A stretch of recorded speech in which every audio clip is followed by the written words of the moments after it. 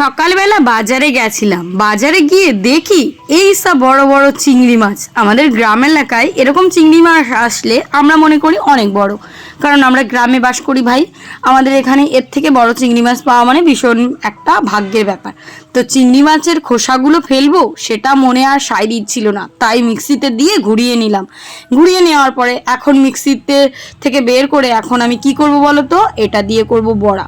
ছোটবেলায় মাকে দেখতাম চিংড়ি মাছের বড়া খুব সুন্দর করে করতো, কিন্তু চিংড়ি মাছ দিয়ে না, খোসা দিয়ে। এটা যে এত অমূল্য জিনিস সেটা তোমরা একবার বড়া না করে খেলে বুঝতে পারবে না।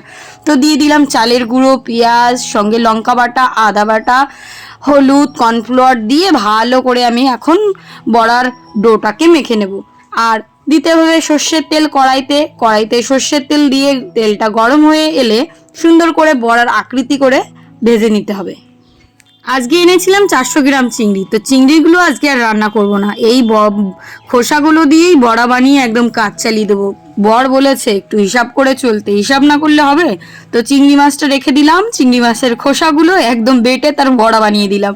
মানে বুঝতে পারছো এই জিনিসগুলো কারা করতে পারে? একমাত্র বাঙালিরা। বাঙালিরাদের মাথায় যে এত বুদ্ধি, কি দিয়ে কি চালাবো। আমাদের ঘরে যদি সবজি না থাকে, বাগান থেকে কুড়িয়ে তেলা কচু শাক এনে টেনে রান্না করে একদম 14 পদে রান্না করে বরকে, শ্বশুর শাশুড়িকে খাওয়াতে পারি। আমাদের ভিতর সেই হুনারগুলো ভগবান আগে থেকে দিয়ে দিয়েছে, একমাত্র বাঙালির দ্বারাই সম্ভব, তাই না বলো?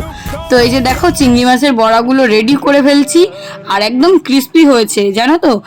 চালের গুঁড়ো আর কর্নফ্লাওয়ার দিয়েছি তো, আর ফ্লেভারটা এত সুন্দর হয়েছে কি বলবো, মনেই হচ্ছে না যে চিংড়ি মাছ দিইনি, খোসা দিয়ে বানিয়েছি। আর এইভাবে তোমরাও কিন্তু বাড়িতে বড়া বানিয়ে খেতে পারো, একদম খুব খুব কম খরচায় 2-3 দিন চালিয়ে দিতে পারবে। যে আমি চিংড়ি মাছগুলো রেখে দিয়েছি। টাটা।